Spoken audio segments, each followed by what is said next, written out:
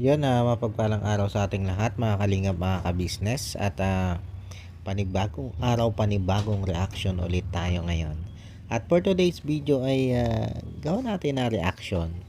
Itong pagdi-date ng EDC nitong nakaraang araw nga lang po. Pero bago yan mga kalingap, mga kabisnes, bago natin ipagpatuloy itong ating reaction video ito patungkol dito sa naging date ng EDC, ay syempre lagi lang po natin paalala na wag lang po natin kakalimutang patuloy na suportahan ang ama ng kalingap na walang iba nga po kundi si Kuya Bal Santos Matubang. Ganon din po itong si Kalingap Rab at syempre ganon din ang may bahay ni Kuya Bal Santos Matubang na si Ate Edna Vlog. At gano'n din mga kalingap, mga kabisnes, si Jack Tapia Matubang ang may bahay ni Kalingap Rab. At syempre gano'n din po mga kalingap, mga kabisnes, ang lahat ng Kalingap partners at lahat ng Kalingap reactors. Support po natin yan. At ito po mga kalingap, mga kabisnes, tuloy na tayo dito sa ating reaction video patungkol nga po dito sa naging date ng EDC na ika nga harangin man ng maraming basher, marami man ang tumutol o marami man ang humadlang, ay tuloy pa rin. Ika nga ay hindi pa rin patitinag ang love team ng EDC. Diba mga kalingap, mga kabisnes? Kaya doon sa mga basher dyan, doon sa mga tumututol dyan kay Kalingap Edu para dito kay Beyonce, sorry na lang kayo. Dahil yan, nakikita naman natin na patuloy at nananatiling strong ang tambalan o ang love team na EDC. At eto na nga mga kalingap, mga kabisnes. Ika nga ay talagang hindi pa awat itong si Kalingap Edu sa sa pakikipag-date niya dito kay Beyonce. At kahit nga hindi kasama itong sila Kalingap Rab at kahit nga itong si Norman lang ang kasama nito si Kalingap Edo, ay hiniling nito si Kalingap Edo dito kay Kalingap Rab na mag-vlog sila.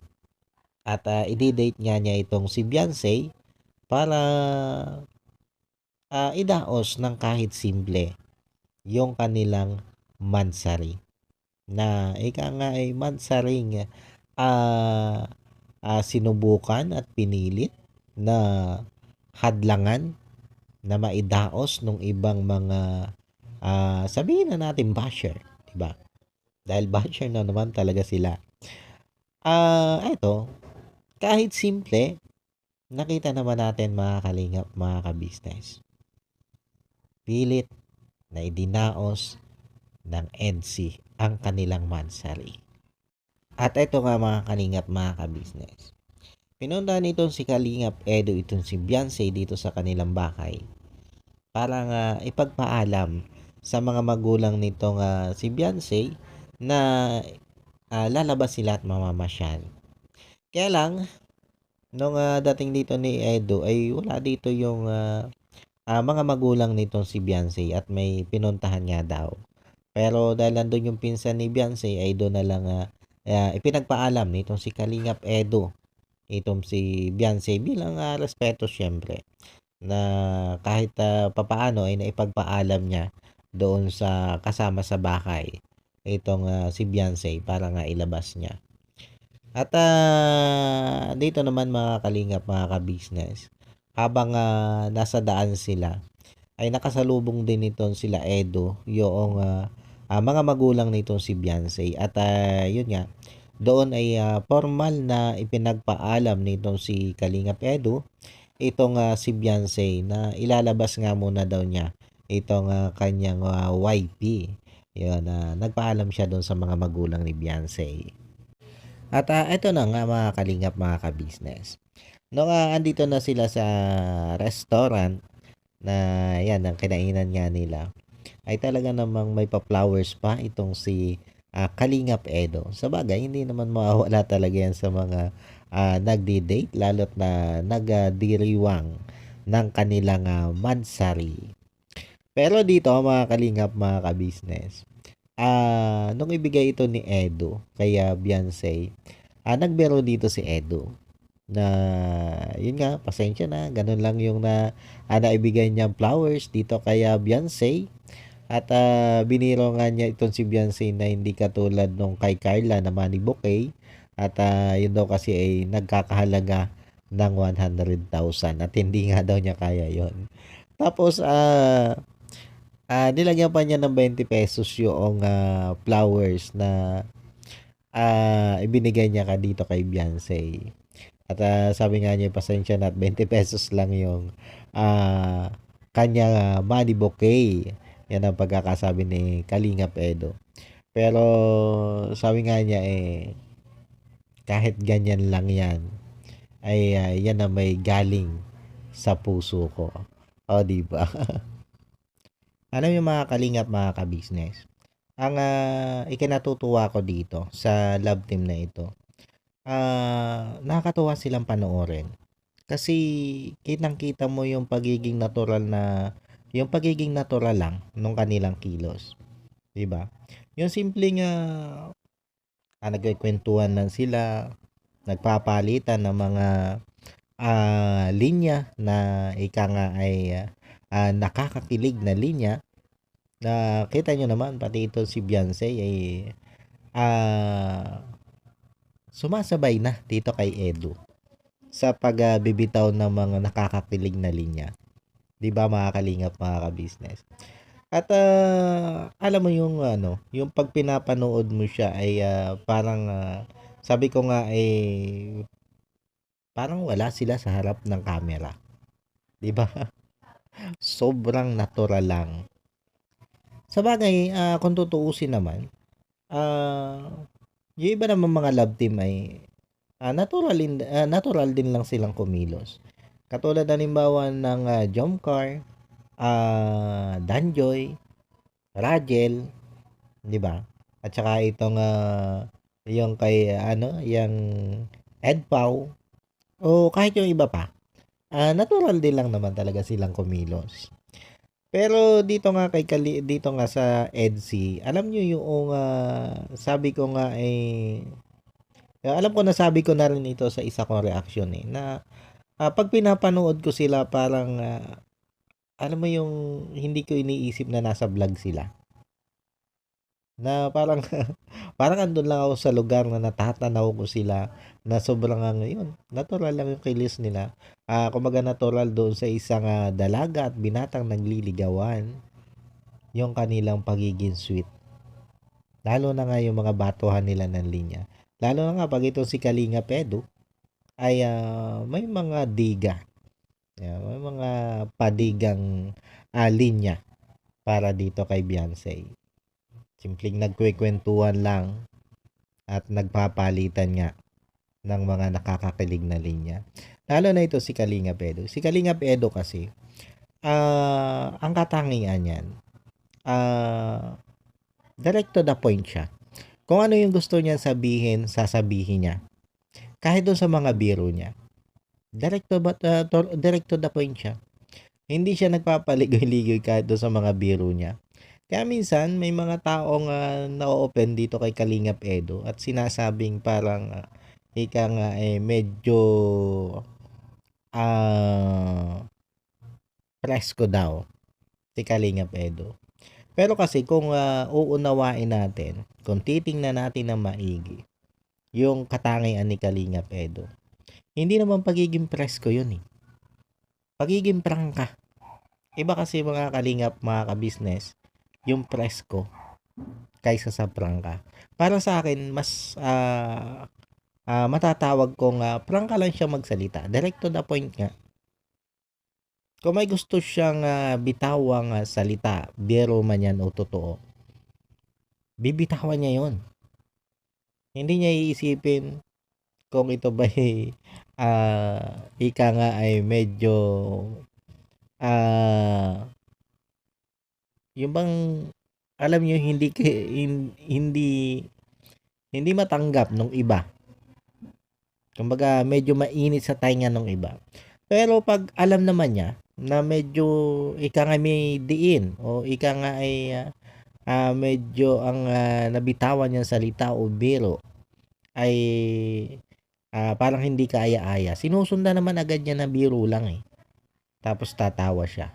Kaya lang minsan kasi hindi nga maunawaan yon ng ibang mga viewers. At nang dahil doon ay ang feeling nila ay presko itong si Edu. Pero yun nga, sabi ko nga, kung susuriin mo ang pagkatao ni Kalingap Edu, hindi siya ganon. Sobrang prangka lang niya o sobrang direct to the point lang kung siya'y magsalita. At makikita nyo naman na yung ganitong ugali nitong si Kalingap Edu ay unawang-unawa nito si Beyonce. Kumbaga, kuhang-kuha ni Beyonce kung ano yung ugali ng partner niya. 'Di ba mga kalingap, mga ka-business? Kasi kita nyo nasasakyan nga ni Beyonce eh. Pati yung mga sinasabi ni Kalingap Edu, nasasakyan ni Beyonce. 'Di ba? At minsan si Beyonce bumabato din ng mga salita na nakaayon din do sa binitawang salita ni Edu na para sa ating mga EDSI supporters ay talaga namang nakakakilig. 'Di ba? Kaya lang siyempre doon sa mga ika nga ay basher ay hindi ito ugma o hindi ito tugma doon sa gusto nila. Ay basher nga eh, 'di ba?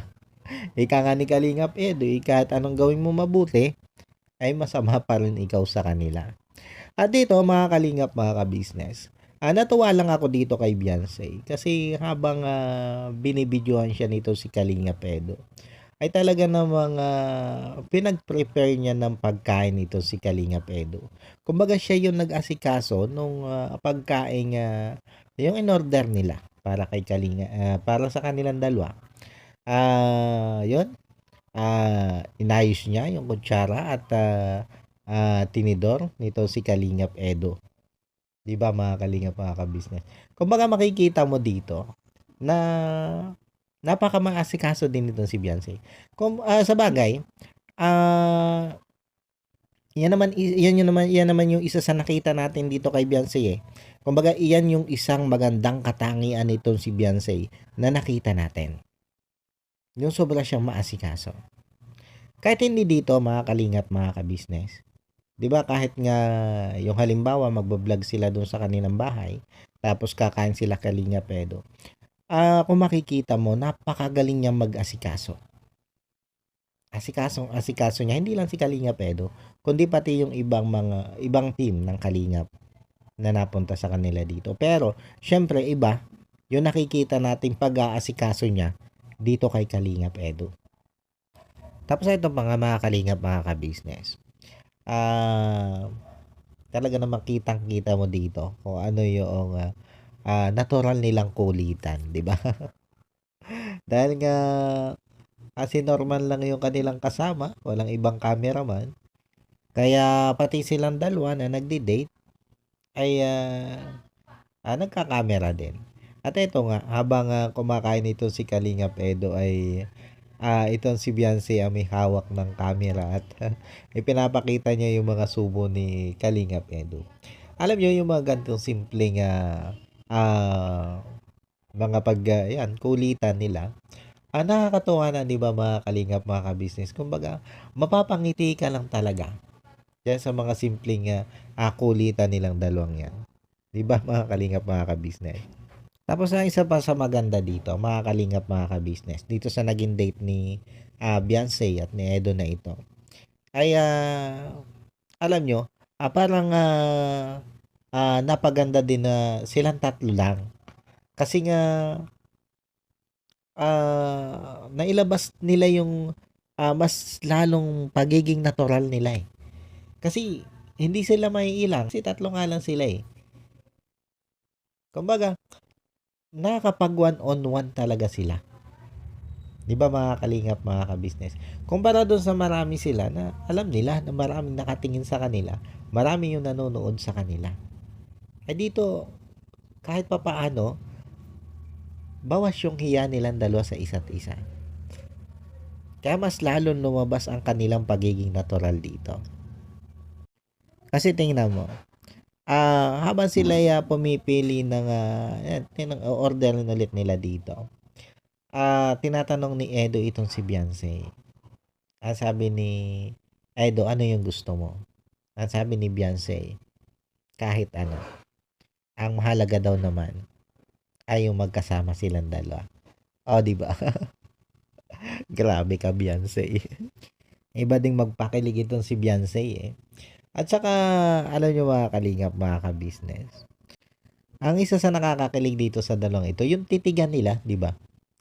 Kung makikita mo, di ba? Ito si Beyonce, kung makatingin kay Edo talaga. Eye to eye talaga siya. Eye to eye contact talaga kung tumingin siya kay Edo.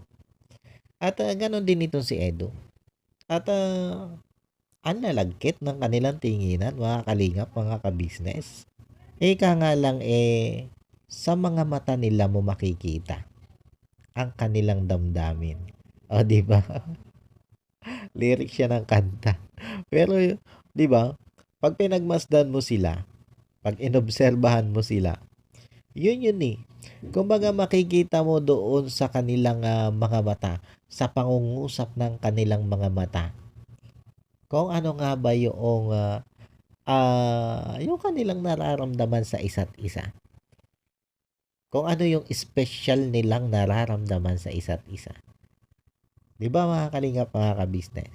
Para sa akin kung ako yung titingin dito, para sa akin, bukod doon sa pagiging love team nila, meron na yan. Meron na yan. Meron ng nararamdaman sa isa't isa yan. O siguro, maaaring totoo na hindi pa sila. Maaaring andun pa rin talaga sila sa stage ng ligawan. Pero mararamdaman at makikita mo sa kanilang mga kilos. Sabi ko nga, sa kanila palang mga titigan, kitang-kita mo na kung ano nga ba ang kanilang nararamdaman sa isa't isa. At ito na nga, mga kalingap, mga ka-business. After nilang kumain, after nilang mag-date, ay eto, inihatid na nitong si Kalingap Edo itong si Beyonce sa kanilang bahay. At dito mga kalingap, mga ka-business, may nakakatuwa lang akong narinig dito sa kanilang pag-uusap. At ito yon, mga kalingap, mga ka-business. Pakinggan natin. Tagal na lang ating ano. Gusto mo nang tapusin? Joke lang. Gusto ko nang tapusin. Sabi ka naman. Joke lang. Sa sinabi niya ni Beyonce, bigla ko naalala yung yung naging live ni Kalingap Edo. Sabi ko, hindi kaya yung naalala ni Beyonce. Sabi sa'yo naman sa akin. Hindi ako mabitaw. Ano? Hindi ko mabitaw. Naks naman. Diba? Handang lumaban si Beyonce. Hindi daw siya bibitaw. At bakit?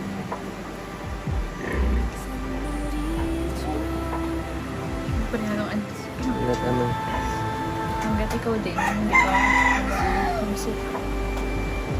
Wow, diba?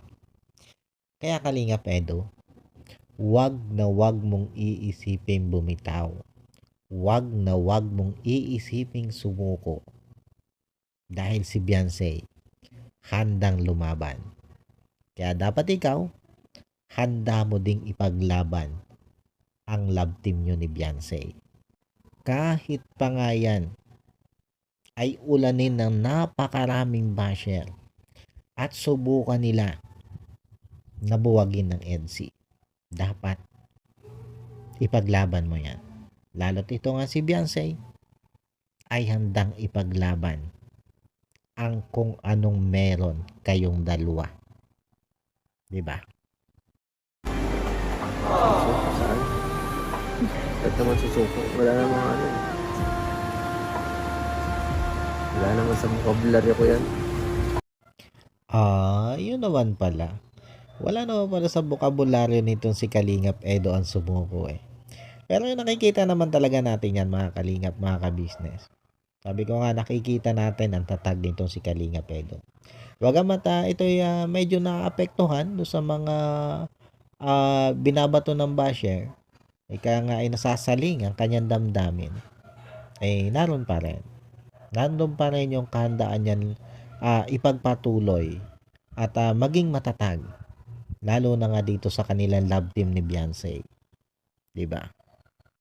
Pero ito mga Kalingap, mga ka-business. Ito, pakinggan natin ito. Ito yung ika nga ay talagang tumawag ng aking atensyon. Diba? Ang talas ng pandinig ko dito eh.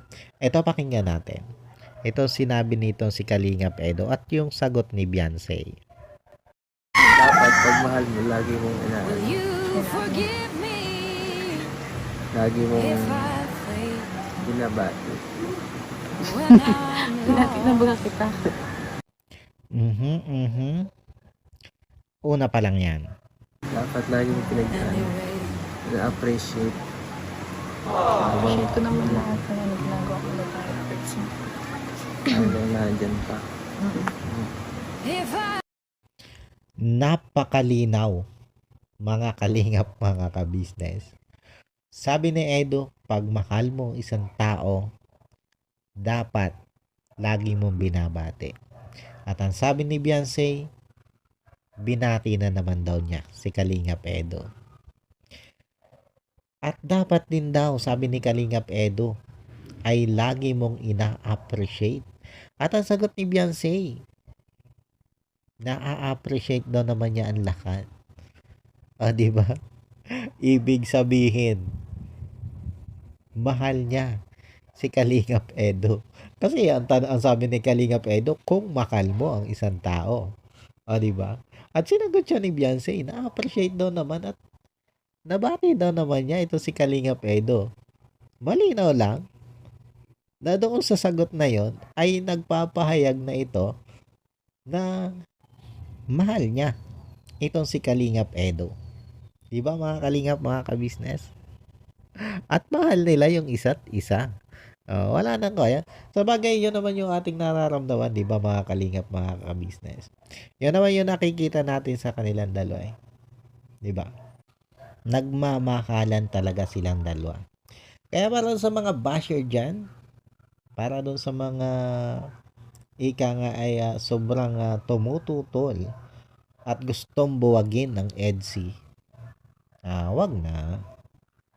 Wag nyo nang gawin yan. Wag nyo na subukan. Dahil sa tingin ko, at maaari sa tingin din ng marami, ay malabo. Malabo nyo magawa yan. Ano po mga Kalingap, mga ka-business, hanggang dito na lang muna po itong ating reaction video na ito. At yun, sana po nagustuhan nyo itong aking munting reaction video na ito. Mahaba pala, mahabang reaction video. At yan, maraming salamat po sa lahat ng patuloy na sumusuporta at patuloy na tumatangkilik po, patuloy na nanonood sa aking mga reaction video. Maraming salamat po mga Kalingap, mga ka-business. At yan, bago po tayo tuloy ang magtapos, syempre, lagi ko pong paalala, patuloy lang po nating suportahan ang ama ng Kalingap na walang iba nga po kundi si Kuya Bal Santos Matubang. At ganoon din po si Kalingap Rob at ganoon din si Ate Edna Vlog, ang may bahay ni Kuya Bal Santos Matubang. At syempre, ang may bahay din po ni Kalingap Rob na si Ma'am Jack Tapia Matubang. At yun, gano'n din po mga Kalingap, mga ka-business, ang lahat ng Kalingap partners at lahat ng Kalingap reactors. Syempre, gano'n din ang inyong lingkod, Anime Reactors TV, mga Kalingap, mga ka-business. At makisama na rin po mga Kalingap, mga ka-business, sa patuloy po nating susuportahan ang Ka-Business Official, Papa Dins TV at Ka-Business Family. Yun. Suportahan din po natin sila. At yan, paano po mga Kalingap, mga ka-business, God bless po sa inyong lahat. At I love you all. Bye-bye.